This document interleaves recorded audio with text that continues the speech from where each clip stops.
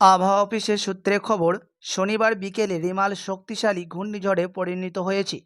রবিবার সকালে রিমাল শক্তি বাড়িয়ে ঘূর্ণিঝড়ে অগ্রসর হবে।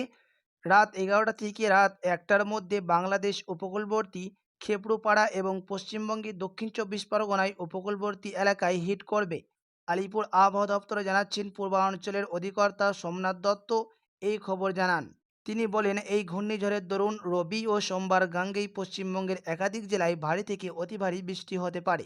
তো আসুন দেখিনি আজ কোন কোন জেলায় ভারী থেকে অতি ভারী বৃষ্টি হবে, কোন কোন জেলায় ঘূর্ণিঝড় আছড়ে পড়তে চলেছে, কত কিলোমিটার বেগে আছড়ে পড়বে, এই বিষয়ে কি জানাচ্ছেন মৌসুম ভবন।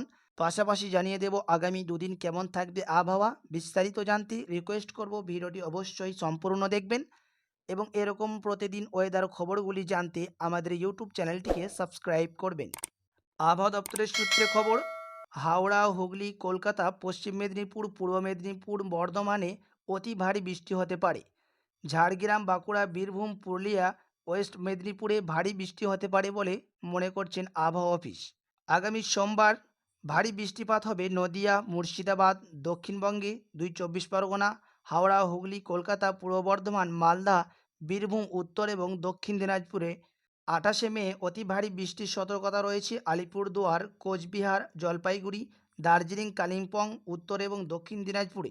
একই সঙ্গে ঝড়ও বইবে দক্ষিণবঙ্গে একাধিক জেলায়। আজকে ঝড়ের গতিবেগ থাকবে ঘন্টায় 100 থেকে 120 কিলোমিটারের বেগ। এই ঝড় হাওয়া বইবে উত্তর এবং দক্ষিণ 24 পরগনা, পূর্ব মেদিনীপুর, হাওড়া, হুগলিতে। কলকাতায় ঘন্টায় 70 থেকে 80 কিলোমিটারের বেগে ঝড় হাওয়া বইবে।